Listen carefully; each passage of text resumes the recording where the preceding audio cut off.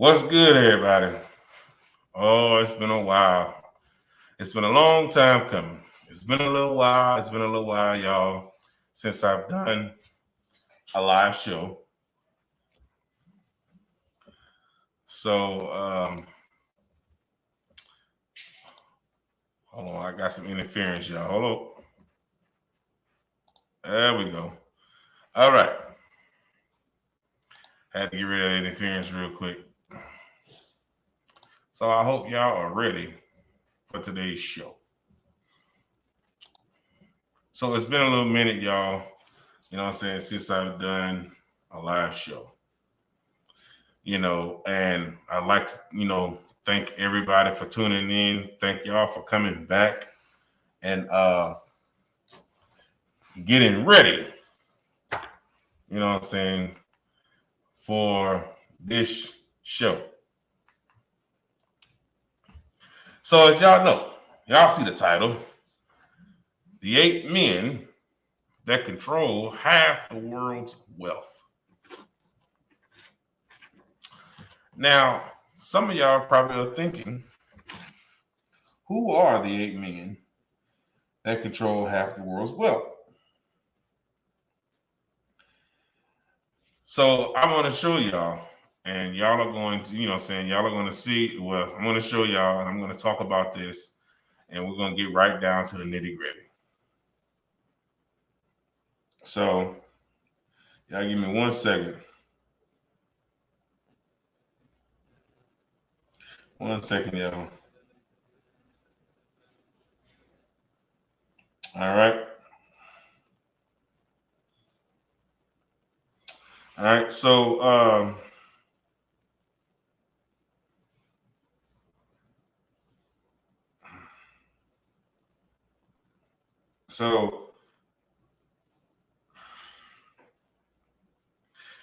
so as we all know, there are many, many people in the world that control a decent aspect of the world's wealth.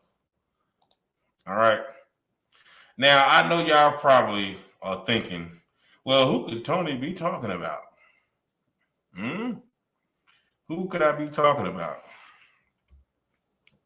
And I'm pretty sure that, some of y'all are probably thinking that I might be talking about some sort of conspiracy theory type shit, some shit like that. No, that's not what I'm talking about. So I got to put my title in, y'all. I ain't even put my banner up, y'all. God dang. Oh, my God, y'all. Got to put my banner up, y'all. I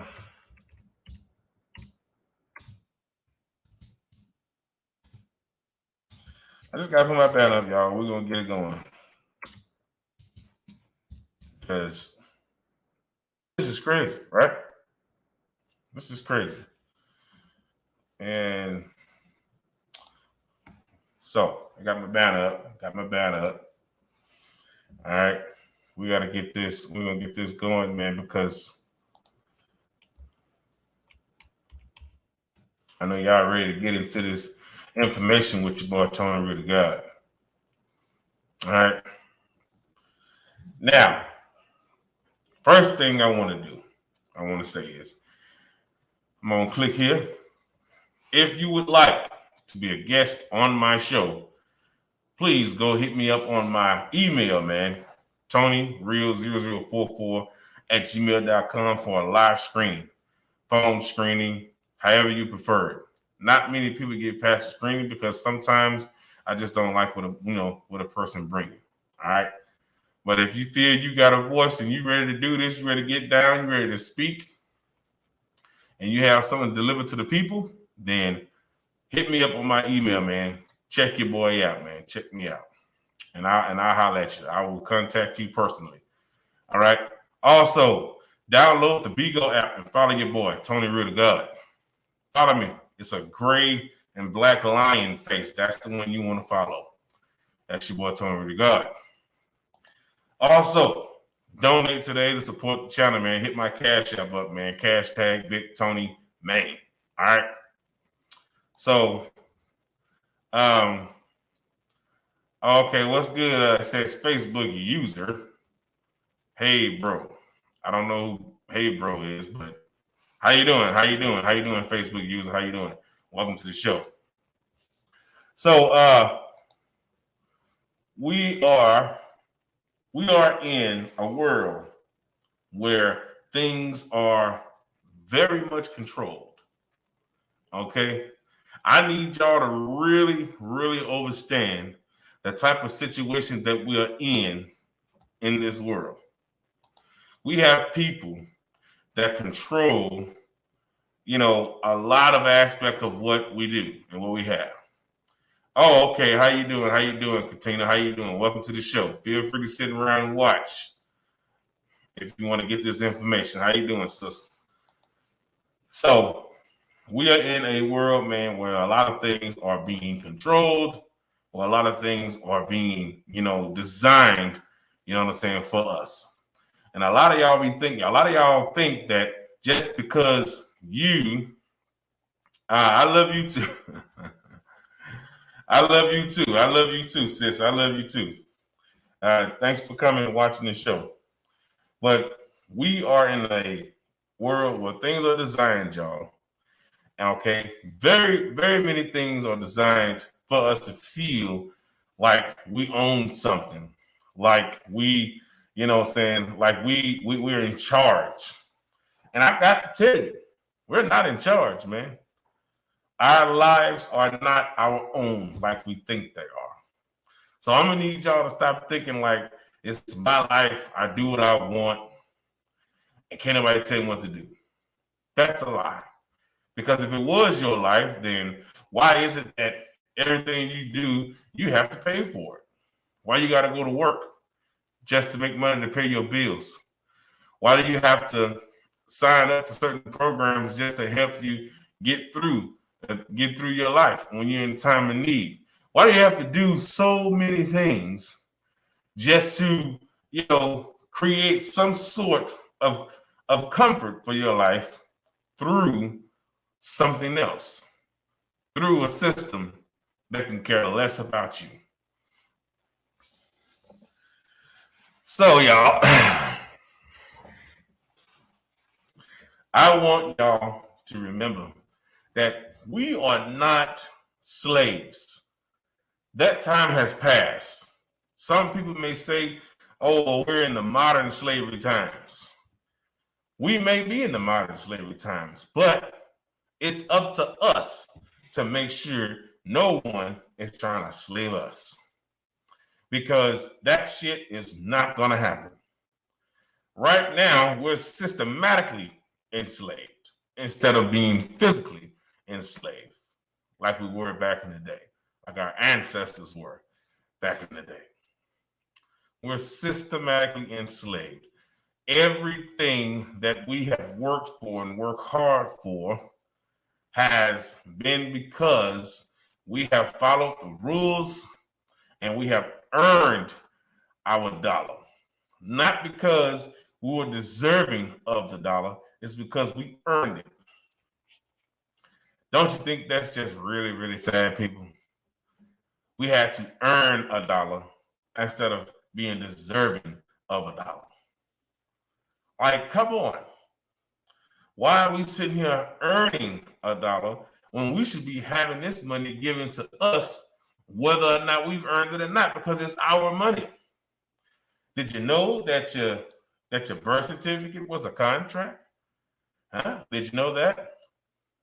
Did you know that when they put your child's feet on that birth fax certificate, it pretty much seals you to this soil, makes you a citizen, basically, shows ownership like cattle, letting you know that you are owned by the United States of America.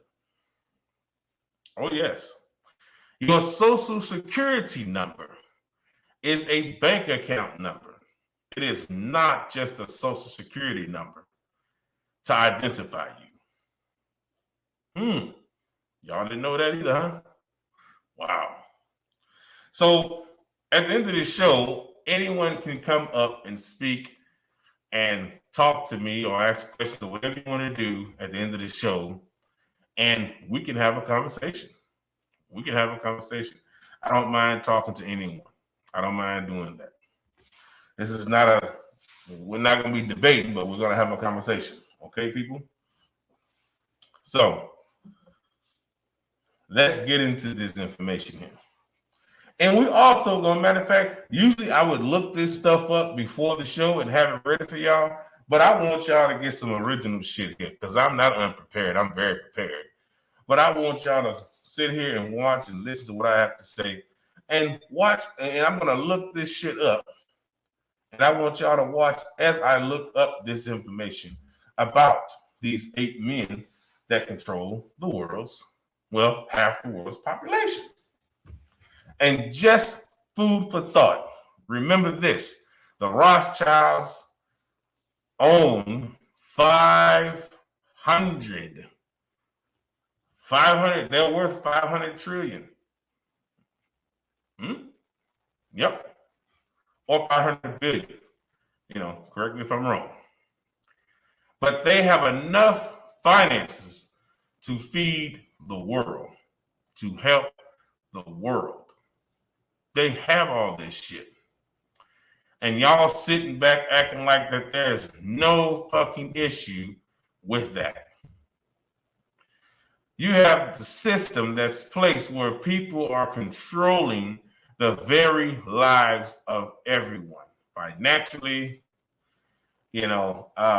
agriculturally, as far as agriculture, farming, food, everything is being controlled.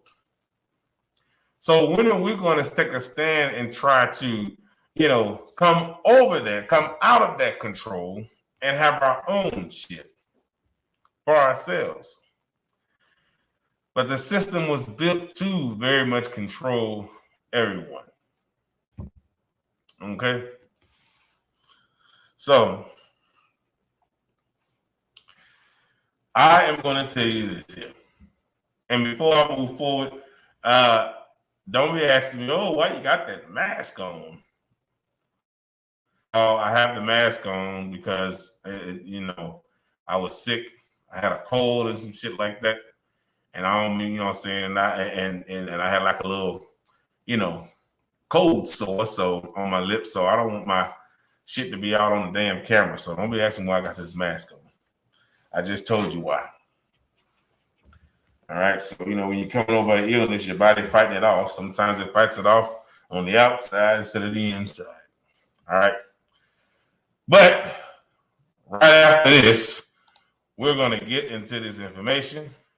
So I see y'all in 30 seconds. Stick around. You don't want to miss this, y'all. Let's go.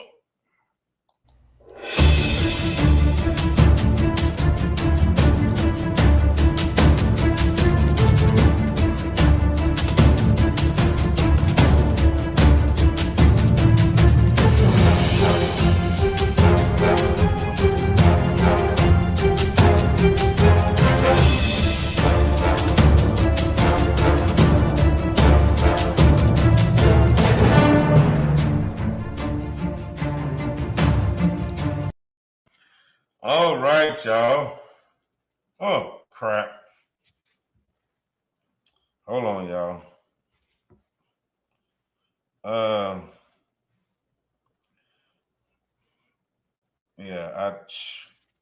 I made a mistake and I sent something to the wrong person, y'all.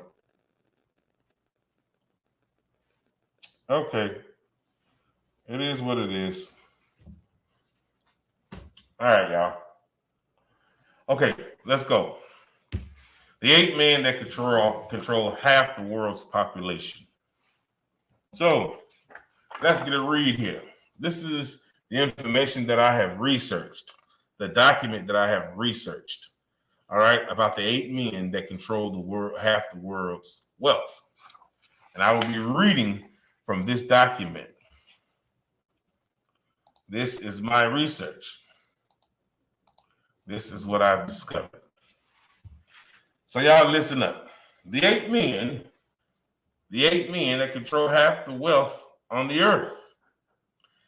They hold the equivalent of the wealth of $3.6 billion. Basically, that's a lot of money. That's a lot of money, y'all. So let's go ahead. I'm going to go ahead and read this here. And we're also going to get to the names as we read so you can know who are the ones that control half the world's wealth. In capitalist nations, it can feel like there is no greater measure of success than financial wealth. While the mystics and common sense tell us otherwise, love and spiritual wealth are ultimately far greater. The fact remains that material wealth is still a major yardstick in terms of measuring who is getting ahead in the modern world. It is therefore concerning when that wealth is as concentrated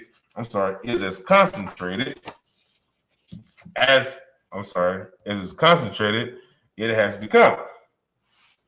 A year ago, poverty fighting organizations Oxfam came out with a report stating that 62 individuals controlled half the world's wealth. This year, that number dropped to 8. Damn. Sounds like a lot of people lost a lot of money.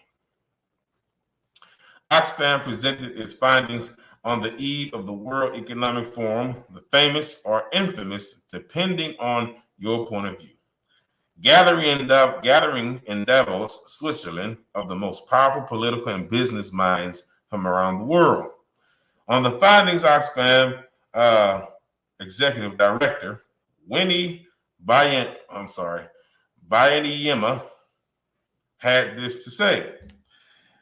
It is obscene for so much wealth to be held in the hands of so few when 1 in 10 people survive on less than $2 a day. $2 a day. Inequality is trapping hundreds of millions in poverty. It is fracturing our societies and undermining democracy. According to Oxfam, the wealthiest individuals in the world, here we go, y'all, what you've been waiting for, are Bill Gates, Amancio Ortega, Spanish founder of Inditex, Warren Buffett, Carlos Slim, Mexican businessman, Jeff Bezos, Mark Zuckerberg, Larry Ellison, and Michael Bloomberg. Now consider something remarkable. 6 of the 8 individuals are American, and 4 of the 8 come from the American tech community. Gates, Bezos, Zuckerberg, and Ellison. Depending on your perspective, this is a cause for either alarm or hope. Alarm because of the extreme power conferred upon the uber wealthy in the form of these 4 men. Hope because if innovation is truly a foundational tenet of each leader's, perhaps such wealth can be put to good use. It's also interesting to consider that 4 of the arguably most powerful people on the planet weren't elected, and some of them work actively to fight poverty and injustice. Again, there is that question of perspective. At the end of the day, this is about something larger than a few wealthy individuals. If people don't have a real living wage, they can't build wealth. If they spend their lives in debt because of a shortage of affordable health care, they can't build wealth. If they struggle just to get a job in the first place due to discrimination, they can't build wealth. Wealth for all can only happen when we engage our collective political and social will to distribute it fairly. Oxfam offered a short list of solutions it wants American leaders and those around the world to prioritize to help the billions who are struggling. These are the things that they're trying to stop. to prioritize billions who are struggling. These are stopping offshore tax dodging. Yes, that's right. It costs the U.S. and developing countries more than $100 billion each year, money that can be used to help fund critical initiatives. That is so true. Raise the minimum wage so working families can make a real living wage. That is true. Have y'all heard about that recent raise that a lot of people have started getting around the country to like $15 an hour now, $16, $22? It's not everywhere like everybody think it is, because some states would just rather not take care of their people. Secure equal pay for equal work and battle discrimination in all its forms, which is not happening.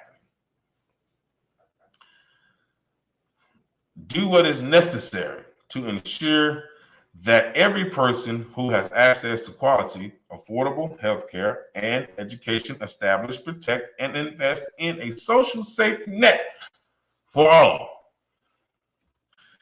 Billionaire leaders in the tech community obviously can't fix everything, but they can make certain choices and act as role models. That is true. Last page, y'all. Let's go.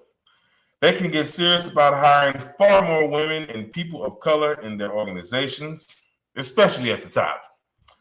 They can ensure a living wage for everyone that works for them and contribute to causes that advance the same elsewhere. They can provide equality health care coverage to their own employees and hold others accountable to doing the same. They cannot dodge taxes themselves, like they've been doing. Along with the list, Oxfam issued a warning. Unless the growing gap between rich and poor is addressed, the world can and should expect more political unrest, rage, and the kind of backlash many say led to events like Brexit and Trump's election. In an era in which political changes are happening swiftly, it's good to remember that champions can come in all forms, billionaires and members of the middle class alike. May we all feel empowered to do whatever we can to fuel the advancement of all. Wow. How you doing? How you doing, Ms. Leroy? So I'll say this here, y'all. So I will say this. We may all have come on pretty much, different ships, but we're all in the same boat. And that is very uncomfortable, very unlikely and uncomfortable. So we're going to look these names up and we're going to check out what it is that they do. For this major reason why they have so much wealth, but care not to take care of the United States. Matter of fact, the people of the United States. It's all about greed and money with these people. Money, money, money, money, money. Greed, greed, greed, greed, greed. That's a problem.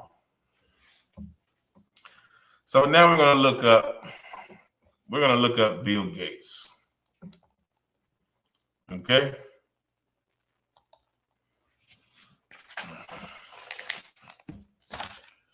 All right, so let's look up Bill Gates. I'm doing this with y'all because I could have did this earlier on my own.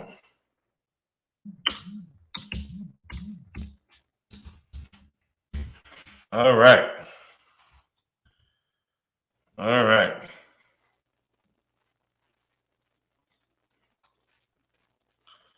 All right, so we have Bill Gates here. Very, very wealthy man. Now everybody knows who Bill Gates is. Bill Gates is the guy that, that pretty much created the computer. He's the one that brought it on. And he is one powerful man. He's a little too powerful. A little too powerful. And of course, he's a tech guy. Bill Gates is the one that's building all of these, he's sitting here creating these patents for all of these so-called vaccines, and he's going into agriculture and, pharmaceutical. I mean, he's getting to all kinds of stuff. And I guarantee you, he does not want to die. Trust me. He does not want to be left behind by anyone. And I'm not going to say that Bill Gates hasn't done a lot of things, all right, I'm good, Ms. Leroy. I'm not going to say that Bill Gates hasn't done a lot of things, for the communities, for the world, but it's the agenda. It's the agenda.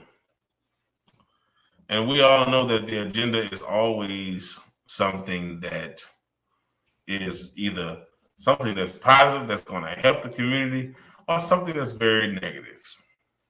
Very negative. Okay. So right here we have William Henry Gates, born October 28, 1955, is an American business magnate, software developer, investor, author, and philanthropist. He is a co-founder of Microsoft, along with his late childhood friend Paul Allen. During his career at Microsoft, Gates held the positions of chairman, chief executive officer, CEO, president, and chief software architect, while also being the largest individual shareholder until May 2014. He was a major entrepreneur of the microcomputer revolution. So if you don't know what the microcomputer is, the microcomputer is basically the home computers, were a class of microcomputers that entered the market in 1977 and became common during the 1980s. They were marketed to consumers as affordable and accessible computers that, for the first time, were intended for the use of a single non-technical user. Hold on, I want to keep reading that. Well, we'll come back to that. But that's what that is. Okay, y'all. So the microcomputer revolution of the 1970s and 1980s. Gates was born and raised in Seattle, Washington in 1975. He and Allen founded Microsoft in Albuquerque, New Mexico. It became the world's largest personal computer software company. Now, I want to stop there. Computer software, y'all. This is where the wealth started rolling in for Bill Gates, for Mr. Gates and Paul Allen. All of this computer software that they made, as far as the technology, this stuff started rolling in. All that money. And out of all the money that they made, did they try to at least help build up other communities to bring money back to those communities? Did he do all of that? I'm not sure if he did or not. I don't really think he did. But I know that a lot of these things were for a lot of personal gain. A lot of personal gain. And that's really the sad part about this information. So y'all look up Bill Gates and check out his companies, his Microsoft Rise, his foundation, his little it's a foundation you have that's a non-profit organization. Non-profit organization. But he generates money from this. He generates money. You know what I'm saying? He is in Microsoft, and he has also a non-profit organization. By 2026, right here, it says the Gates Foundation aims to spend $9 billion a year. $9 billion a year. And this is supposed to be trying to pretty much help communities agriculturally. And if you notice, it's always agriculturally, dealing with the land. It's always something dealing with the land. He was the guy that also met the African president back in the day. So Nelson Mandela, that's who he met. And they, of course, endorsed him. But the evil behind these companies, behind this man's agenda, when he gained all of this power, what man has a whole underground, under mountain facility in Alaska or Antarctica, and there's only one door to get in, one way out. And there may be more doors to get out. But only he knows and the people that's there. Once you go into this facility, it is a mind-blowing place. You go inside, he has, just in case of an apocalypse, he has all of these seeds and plants and water and grass and, little small trees and stuff just to, fix the world, as he so says. Well, let's see if we can find that video on Bill. Let's see if we can find that on Bill, because see, Bill be up to no good. I don't know about y'all, but I do not trust Bill Gates. I don't at all. Bill be on some serious shit, but I don't know. I don't think he be on, on the right shit, because over time, things have changed with Bill Gates and a lot of other things. You see what I'm saying? So, okay, so this is the underground farmland that he has, because he's just been buying it up. I mean, he's been buying up all the farmland, all of everything. I mean, the dude is fucking ridiculous. You know what I'm saying? And he will become eventually the largest owner of farmland the world has ever seen. And you know what? This is the stuff that I be talking about, man.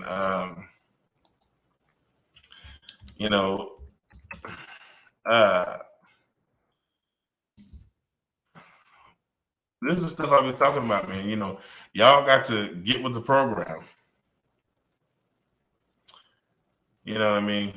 He's spoken on, TED, the TV show TED and all this stuff like that.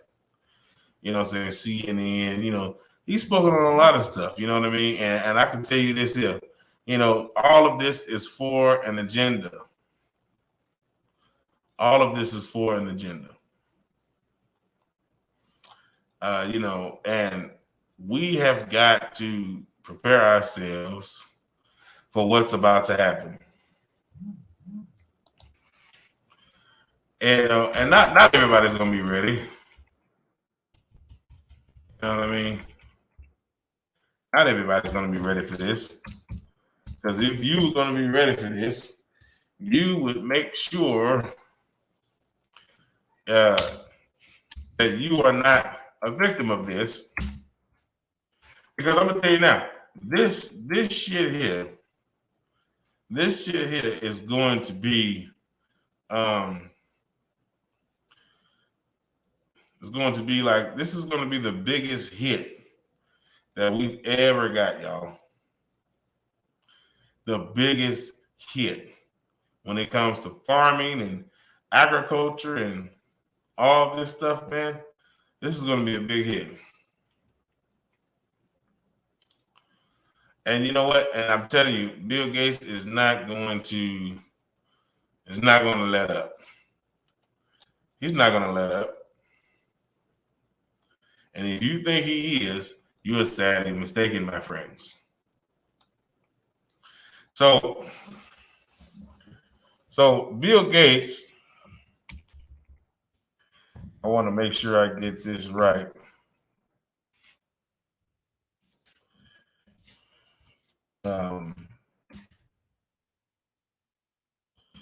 want to make sure I get this right here. So Bill Gates, he has this lab. It has the seeds, it has the plants, it has the soil, it has all these samples just in case of, world deterioration. Okay, so yeah, here it is. So it's the Global Seed Vault. Global Seed Vault.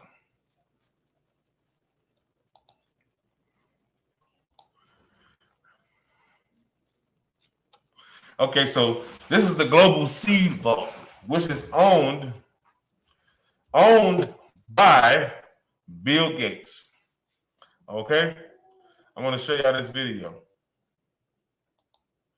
Okay, so let me share the screen. I want y'all to see this real quick. I'm going to share this screen. Okay. Here we go. And y'all let me know if y'all can hear it. Press 1 into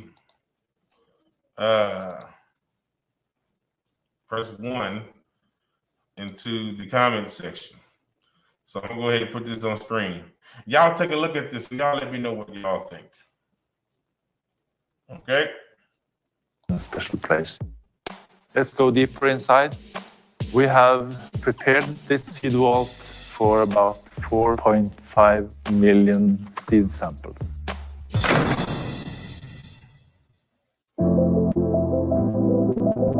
Welcome to the Global Seed Vault. This is a facility where we store. Now, this is the Global Seed Vault, y'all. Bill Gates owns this. He has a lot of shares into this too, y'all. Pay attention. Why do they need a global seed vault? Bill Gates stated that this vault was necessary because, okay, I'll update you right after the video, Ms. Leroy. Remember, he said that this vault was necessary just in case of world deterioration. So that lets me know, why is it that this world deterioration shit is so important and we need this seed vault in order to regrow the world? So watch the video, y'all, and take a look. And I'm going to be quiet. And y'all watch. Let me start it over. Like, why do we need all that?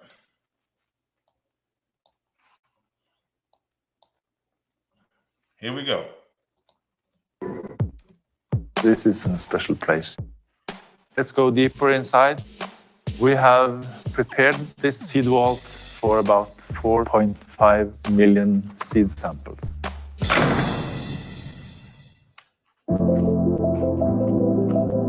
Welcome to the Global Seed Vault. This is a facility where we store copies of seeds from gene banks all over the world. So now we are entering a long tunnel which leads into the Global Seed Vault. Deep inside the permafrost mountain, close to the North Pole, is a storage facility with the capacity to store over 4 million different crops and a maximum of 2.5 billion seeds. The Global Seed Vault was created as a backup system for the world's gene banks to protect humanity against any catastrophes that could potentially wipe out our agricultural diversity. We are now quite deep in the mountain. When we pass this door... Did y'all hear that? Did y'all hear that? Let me go back some so y'all can hear it again. Y'all need y'all to really hear this shit, man. Why do we need to worry about that? Listen. Global Seed Vault. Deep inside the permafrost mountain, close to the North Pole, is a storage facility with the capacity to store over 4 million different crops and a maximum of 2.5 billion seeds. The Global Seed Vault was created as a backup system for the world's gene banks to protect humanity against any catastrophes that could potentially wipe out our agricultural diversity. We are now quite deep in the mountain. When we pass this door, we are in the catastrophes that could potentially wipe out our 4 million different crops and a maximum of 2.5 billion seeds. The Global Seed Vault was created as a backup system for the world's gene banks to protect humanity against any catastrophes that could potentially wipe out our agricultural diversity. Any catastrophes that could potentially wipe out the world's agriculture. Wow. We are now quite deep in the mountain. When we pass this door, we are in the permafrost part of the rocks here. Now we are moving from approximately 0 degrees into the permafrost section. We have the permafrost here, -5. In there, it's -18. And here you can feel the atmosphere. It's silent. You can hear the echo. It's a very nice place to grasp the atmosphere of being in an important place. Some journalists call this the Noah's Ark of plant diversity, and personally I think that's quite a good name. We call it the world's most important room. So let's go in.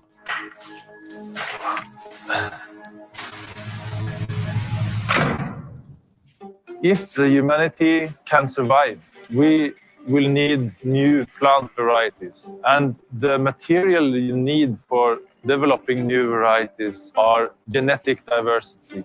We have seeds from all countries in the world. Kenya, Mexico, India, Peru, Germany, Colombia, Costa Rica, Zambia, Brazil, Australia. Here we have some nice wooden boxes from Tajikistan. Workers in gene banks, farmers have struggled to produce all these seeds and sent them here because they feel safe when they send the seeds here.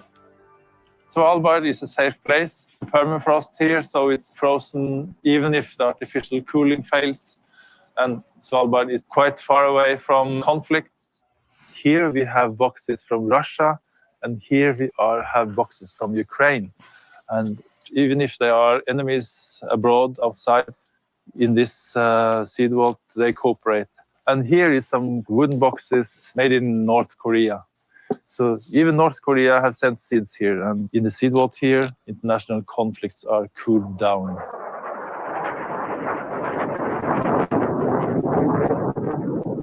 You see this empty space in this shelf. We had seed boxes from Icarda's gene bank in Aleppo. They sent seeds here from 2008, and when the gene bank in Aleppo was ruined, we were able to send the seeds back so they can start creating a new gene bank. This system saved the seeds. If they had no backup here, the seeds would have gone extinct. This is the world's largest collection of genetic diversity of crops. What you see in here is 13,000 years of agricultural history. The genes you find in here existed in the natural flora in the Middle East 10,000-15,000 years ago. And then farmers started to use these plants, and they improved the plants into the crops that we have today. There is in the seed vault about 70,000 different varieties of barley, and 150,000 samples of rice, and 140,000 samples of wheat. Researchers, they investigate what are the properties we find in these old varieties, and they use genes for making new varieties for new purposes, for new growing conditions. Without this material, plant breeders, agriculture will never manage to feed the growing population. This is the raw material that we need for the future, that breeders need to make new varieties to increase the world's food production. The work gene banks do every day, conserving their seeds, preparing the genes for future food supplies, is a very, very crucial and important work. I have quite good feeling when I'm in here and know that this is a resource that the future will need. Seed goes extinct every day. And personally, it's a big motivation to think about all the work that has been done to bring the seeds here. And it feels very good to be a part of this global effort for future food supplies and conserve them in a safe place. All right. So do y'all see, I see you down there, Ms. Leroy. You say, what about the people? The people are really not their concern. Only those that can afford to survive the future are their concern. And most of the people that are going to survive are people that are of great wealth and power. If you don't have money to get on that ark, you won't be on that ark. Simple as that. Bill Gates has his hand all in this global seed factory, this warehouse, just in case of a catastrophic event that'll destroy the world's agriculture. They have this for backup to rebuild the world, rebuild the soil. So a catastrophic event would only be a nuclear war. That's what would destroy the world's agriculture. That's what would destroy the soil. That's what would destroy all this shit. And Bill Gates has his hand right in the middle of it. So quit thinking about your boy Bill Gates thinking he's such a great guy, because he's not. He's planning for the future, and I guarantee you a lot of the poor won't be in it, but a lot of the rich and wealthy and powerful will. All right. Moving on to Mr. Amancio Ortega. Mr. Amancio Ortega. I want to do this. I want to do this right for y'all, because I don't want nobody to miss nothing. So let's pull up Mr. Amancio Ortega, huh? All right.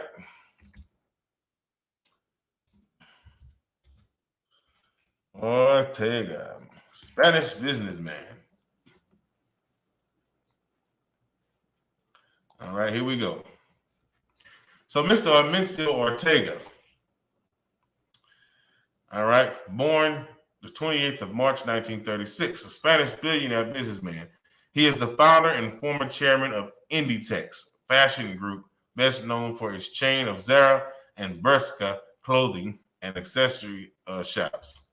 As of March 2022, Ortega had a net worth of $48.1 billion, making him the third wealthiest person in Europe after Bernard Arnault and François Betancourt Myers, and the 27th wealthiest in the world. For a brief period of time in 2015, he was the richest man in the world, surpassing Bill Gates when his net worth peaked to $80 billion as Zara's parent company, Inditex, stock peaked. He is the head of the Ortega family and the second wealthiest retailer in the world. So he is in the business of retail. Okay? He is in the business of retail. All right. So let's pull up his company. Let's see if we can find. Let's see if we can check out a video on Mr. Inditex, Mr. Ortega. Let's do that, y'all. Let's do that. Let's pull that up real quick.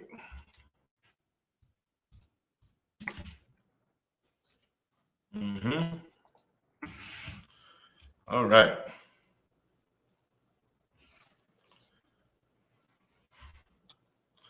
So this is the history. And then we have the Inditex customer focused innovation. And then we have how Zara changed the fashion industry. Now this is dealing with all of your clothing and jewelry and all that good stuff.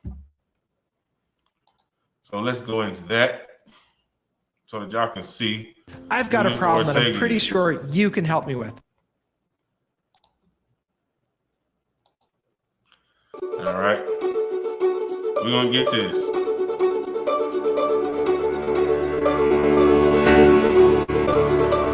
Let's share this screen.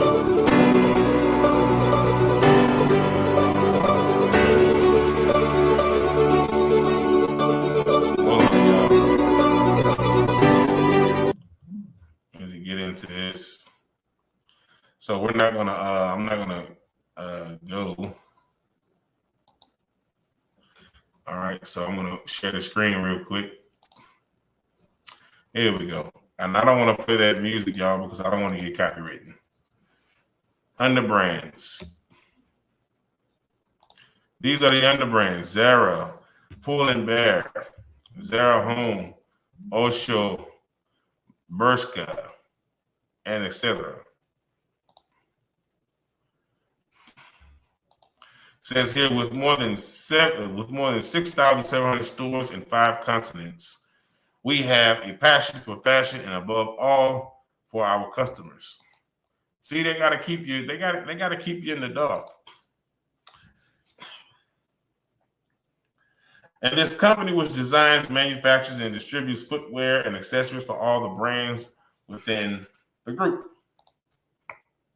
Excuse me.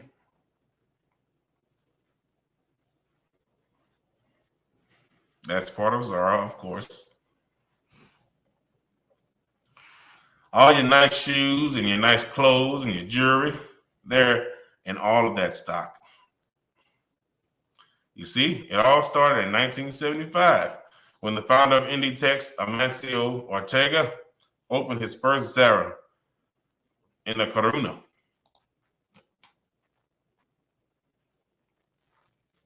Of course, it still exists. See that?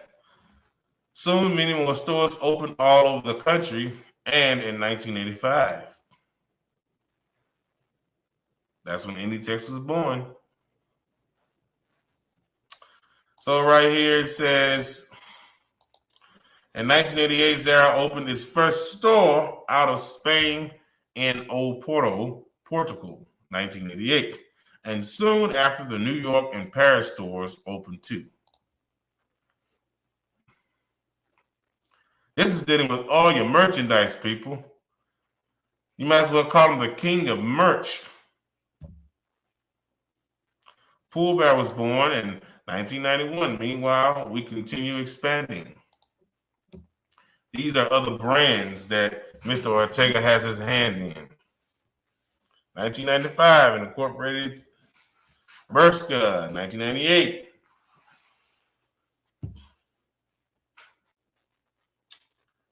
Stradivarius, 19, yep. Let's go back a little bit. 1998, Bershka.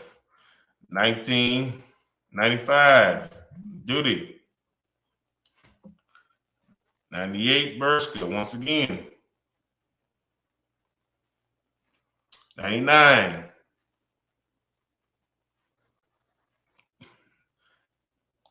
So as you can see, we continue to grow. We open new stores in Holland, Germany, Poland, Saudi Arabia, Bahrain, Canada, Brazil, Chile, Uruguay, and Japan. They are all over the world. This is dealing with your merchandise, people. This is dealing with what you know today as nice clothes and shoes. We moved to our new headquarters in Artexo, Spain in 2000. We opened up our 1,000th store in the group, a Zara store on Oxford Street, London. They killing the game. Oysho was born 2001. Zara Home was born 2003. Uturk was born 2008.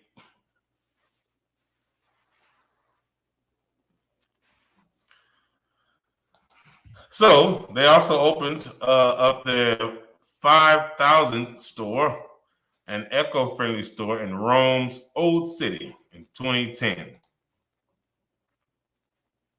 See, this stuff here is, I mean, this is ridiculous how they have their hand in everything that we use as far as our living conditions, our clothing, what we wear, everything. Their hand is in every damn thing. Everything. All of the group's brands are now available in 2011 and online. You can online your shit now. Look at that. Over the years, they've got bigger. 6,700 stores in 88 countries. Woo! They are all over the damn world, y'all. Just put it like that. They're all over the world. That's exactly what it is. They're all over the world. You see that? Their passion is what has made Inditex what it is today, and they need people like us to keep on growing. All right, Ms. Leroy. Of course, they'd love to meet us. Wow. Inditex. Mr. Armencio Ortega is in the line of retail.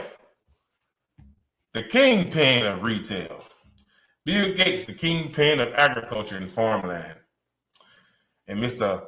Armencio Ortega, the kingpin of retail. Wow. And what is the agenda, y'all? What y'all think it is? You think the agenda has something to do with you and includes you in it? I don't think so. You might think it does, but it doesn't. You are not included in this agenda. Now, Warren Buffett.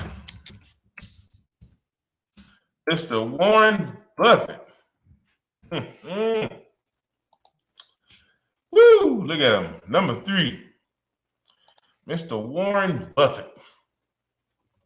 Warren Edward Buffett. Born August 30th, 1930. Is an American business magnate, investor, and philanthropist.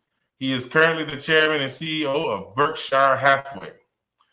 He is one of the most successful investors in the world and has a net worth of over $98 billion as of July 2022, making him the world's 8th wealthiest person. Buffett was born in Omaha, Nebraska. He developed an interest in business and investing in his youth, eventually entering the Wharton School of the University of Pennsylvania in 1947 before transferring to and graduating from the University of Nebraska. He went to graduate from the Columbia Business School, where he molded his investment philosophy around the concept of value in investing pioneered by Benjamin Graham. He attended New York Institute of Finance to focus his economics background, and soon after began various businesses partnerships, including one with Graham. He created Buffett Partnership in 1956, and his firm eventually acquired a textile manufacturing firm called Berkshire Hathaway, assuming its name to create a diversified holding company in 1978. Charlie Munger joined Buffett as vice chairman. Wow. So looks like we need to go ahead and pull up Mr. Buffett and check him out. He started a firm. And this firm is pretty much what he invested his money in. Okay? Berkshire Hathaway. Berkshire Hathaway is an American multinational conglomerate holding company headquartered in Omaha, Nebraska, United States. The company, while it owns Geico, Duracell, Dairy Queen, BNSF Railway, Lubrizol, Fruit of the Loom. Y'all got those drawers that y'all wear, Fruit of the Loom. Hellsberg Diamonds, Long and Foster, Flight Safety International, wow, Shaw Industries, Pampered Chef, Forest River, and NetJets, and also owns 38.6% of Pilot Flying. And significant minority holdings in public companies, Kraft Heinz Company, American Express, Bank of America, the Coca-Cola Company, 9.32%, and Apple. I could read on, but these are companies that are owned by this man that pretty much has his hand in control of so many resourceful companies that we use every day and have to pay money for. Do you see what I'm going with this, people? Do you see where I'm going with this, y'all? They are controlling all the aspect of resources that we have known to man.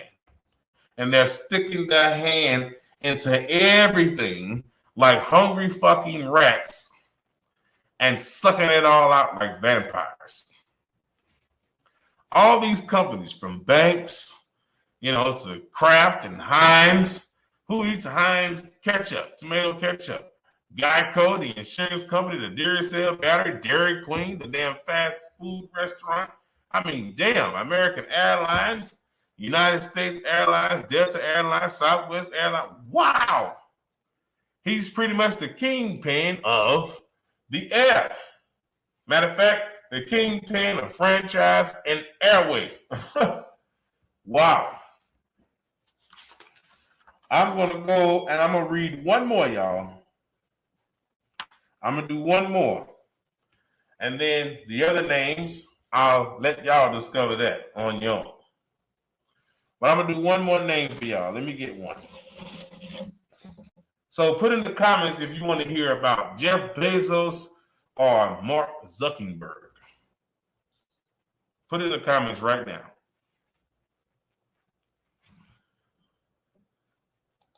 Our air is being controlled and franchises being built and controlled and by Warren Buffett. He's created an entire system that is controlled by him. And you don't have to be there. You don't have to like it. But it is being controlled. It is, these companies are placed in certain areas as well. You see what I'm saying?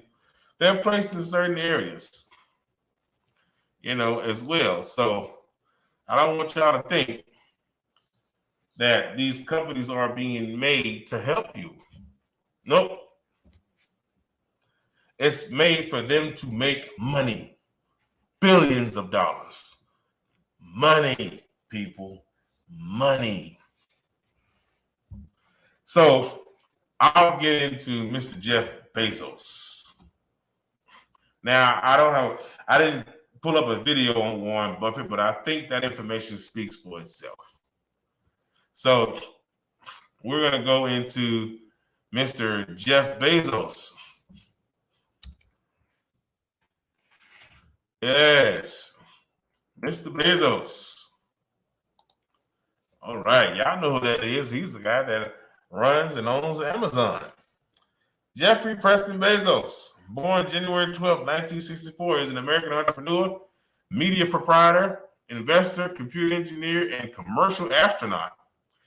He is the founder, executive chairman, and former president and CEO of Amazon. Yes, he did step down as president and CEO, but he still owns the company, runs the company with a net worth of around $135.3 billion as of July 2022.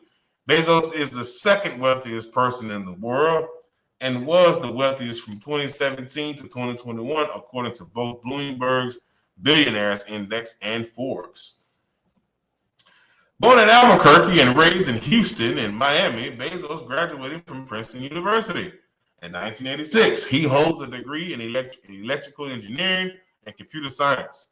He worked on Wall Street in a variety of related fields from 1986 to early 1994. Bezos founded Amazon in late 1994 on a road trip from New York City to Seattle. The company began as an online bookstore and has since expanded to a variety of other e-commerce products, that's merchandise, and services, including video and audio streaming, cloud computing, and artificial intelligence. It is currently the world's largest online sales since expanding to an online sales company, the largest internet company by revenue, and the largest provider of virtual assistants and cloud infrastructure services through its Amazon Web Services branch. I'll stop there. All of this technology is being ran in Amazon.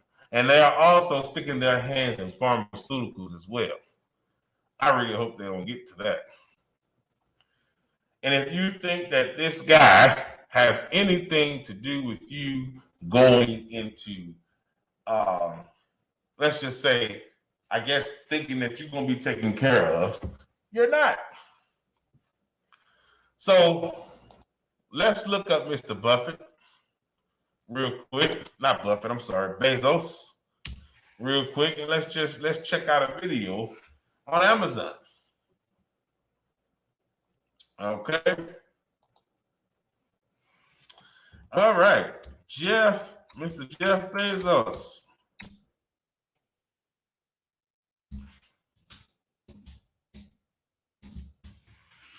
All right, here we go. So let's check this out, y'all.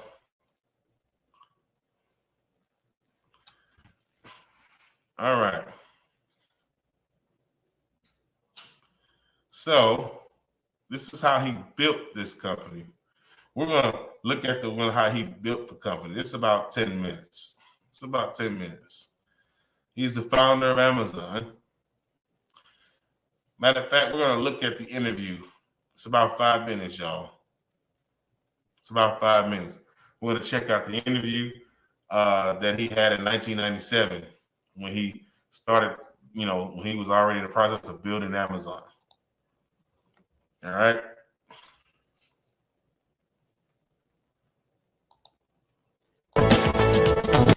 All right. I'm going to put that on the screen for y'all. Bezos. And what is your claim? Bezos. And, hi there, who are you? I'm Jeff Bezos. And what is your claim to fame? I'm the founder of Amazon.com. Where did you get an idea for Amazon.com? Well, 3 years ago, I was in New York City working for a quantitative hedge fund when I came across the startling statistic that web usage was growing at 2,300% a year. So I decided I would try and find a business plan that made sense in the context of that growth. And I picked books as the first best product to sell online, after making a list of like 20 different products that you might be able to sell. And books were great as the first best because books are incredibly unusual in one respect, and that is that there are more items in the book category than there are items in any other category by far. Music is number 2. There are about 200,000 active music CDs at any given time. But in the book space, there are more than 3 million different books worldwide active and in.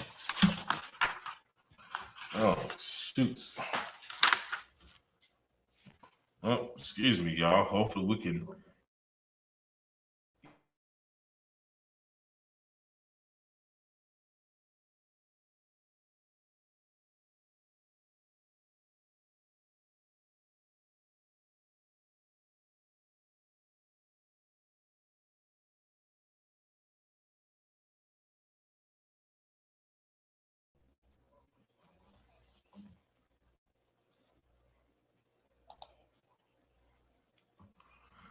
Oh, I'm sorry, y'all. I gotta reshare the screen. Titles or so. We get those from a network of we order electronically from a network of wholesalers and distributors. We order those today. They're on our loading dock the next morning. Then for another 1.1 million titles, a couple of thousand titles. And then we do literally build the first best because books are incredibly unusual in one respect, and that is that there are more items in the book category than there are items in any other category by far. Music is number 2. There are about 200,000 active music CDs at any given time. But in the book space, there are more than 3 million different books worldwide active and in print at any given time across all languages. More than 1.5 million in English alone. So when you have that many items, you can literally build a store online that couldn't exist any other way. And that's important right now because the web is still an infant technology. Basically right now, if you can do things using a more traditional method, you probably should do them using the more traditional method. What kind of inventory do you keep? We inventory the best-selling books at any given time. We're inventorying in our own warehouse only a couple of thousand titles, and then we do almost in-time inventory for another 400,000 titles or so. We get those from a network of we order electronically from a network of wholesalers and distributors. We order those today. They're on our loading dock the next morning. Then for another 1.1 million titles, we get those directly from 20,000 different publishers, and those can take a couple of weeks to get. And then there are a million out-of-print books in our catalog. We have a catalog of 2.5 million books altogether. Those million out-of-print books, some of them we can get and some of them we can't, but we find them if we can, and then we ship them to our customers. We do kind of a search on those. What's almost in time inventory? Almost in time inventory is the phrase we use to describe a whole selection of books that we offer. It's basically the things that are, below the 2,000th best-selling book up to the 400,000th best-selling book. Those are titles that we can get from a network of more than a dozen different wholesalers. So if a customer orders a book from us today, we order that book from our wholesalers today, and that book shows up on our loading dock the next morning, and then we can ship it to the customer. They say one of the toughest things to do on the internet is to capture mind share. What was your secret? How did you do that? Yeah, even more generally, I agree with you that capturing mind share on the internet is extremely difficult. Even more generally, it's the late 20th century, not just the internet. Capturing attention. Attention is the scarce commodity of the late 20th century, and one of the ways that you can do that, and it's the way that we did it, was by doing something new and innovative for the first time that actually has real value for the customer. That's a hard thing to do, but if you do that, then newspapers will write about what you're doing. Customers will tell other customers, and you'll get a huge sort of word of mouth fan out, and that can really drive and accelerate businesses. And that's what happened with us. In the first year of opening Amazon.com to the public, we didn't do any paid advertising, and all of our growth was fueled by word of mouth and media exposure. I saw little ads at the bottom of the column of the New York Times. That was our very first advertising. We don't do that anymore, but at the very beginning, we did little tiny ads at the bottom of the front page of the New York Times. I thought that was very clever. It's sort of using a URL as a macro, because I read that it expands. We're a bookstore, click here. Right. That's a great way to think of it. And it worked very well, apparently. I don't know. The problem with that kind of advertising is it's extremely difficult to track. Put a different URL for every... That's the problem, is that you want people to start to learn your URL, so you don't want to actually use a different one. And it's very easy. One of the great things about online ads, we do advertising today in maybe 40 different on different websites. We do banner ads, and that advertising is very easy to track in terms of knowing how effective it is. So we know for each piece of creative in each venue, not only how many click-throughs we get, but how many sell-throughs we get, and how many dollars of revenue it generates per ad dollar spent on that creative in that venue. And that is a sort of a marketer's nirvana in a certain sense. Well, it's an exciting place to be on the web right now. Oh, it absolutely is. I mean, it's just incredible. This is what's really incredible about this, is that this is day one. This is the very beginning. This is the Kitty Hawk stage of electronic commerce. We're moving forward in so many different areas, and lots of different companies are as well. In the late 20th century, it's just a great time to be alive. We're going to find out that I think a millennia from now, people are going to look back and say, wow, the late 20th century was really a great time to be alive on this planet. Y'all hear that? Great time to be on this planet. Oh my goodness. All right, we're gonna stop right there at Mr. Bezos. All right, y'all. I really hope that we all find some sort of, reasoning through all of this from these multi-billionaire men. The same method he used to start that bookstore online is the same method he used as far as selling other merchandise and trying to get involved in pharmaceutical. Okay? And if the method was working then, it's working now. This man is very rich, very powerful, and has a lot of people in his pocket as far as government entities and so on and so forth. And I got to tell y'all, man, this has been one hell of a research for me. This information is not to scare anyone, but it's to put you on awareness. We are not involved in their future. They have a selected few that are involved in their future, and it's not you. It's not us. This is what they're telling us. Catch up. Get involved with us so you can come with us. Sell out. All that mess. It's really, really ridiculous, y'all. So we're going to stop it there, y'all. I had a great time, and I hope y'all enjoyed the show.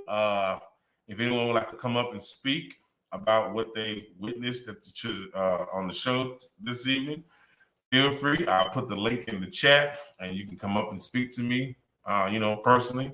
If not, thank you for coming to the show.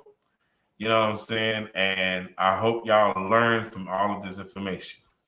The 8 men that control half the world's wealth. Now, let me just say the names one more time. And I want you guys to look up these names and do your research on these people and see why that you have been warned. You have been warned.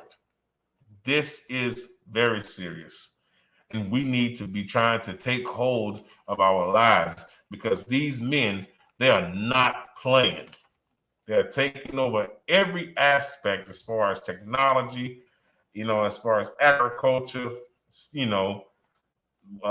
everything around the world as far as, technical and, and pharmaceutical wise, medicine, all that. So be careful out here and wake up. These men are a part of a system that controls the world and the people within it. So the 8 men, remember this, Bill Gates, the 8 men that control half the world's wealth are Bill Gates, Amancio Ortega, Warren Buffett, Carlos Slim, Jeff Bezos, Mark Zuckerberg, Larry Ellison, and Michael Bloomberg. I hope y'all got those names. I hope that this information can help you. If you didn't understand any of this information, feel free to email me at tonyreal0044@gmail.com, and I will send you a copy of this information here. Also, I'll send you other information that I do have on these 8 men.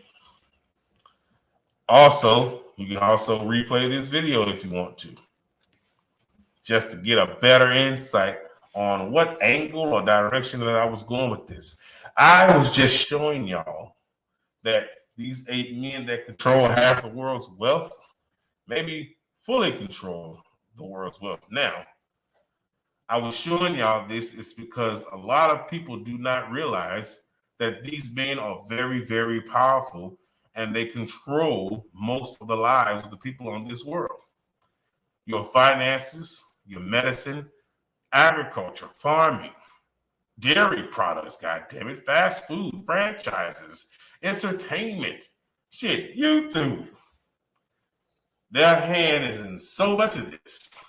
So be aware and be awakened. Okay? Now, download the Bigo app. No, my bad. If you'd like to be a guest on my show, man, hit me up on TonyReal0044@gmail.com for a live screening, phone screening, however screening you want to do it.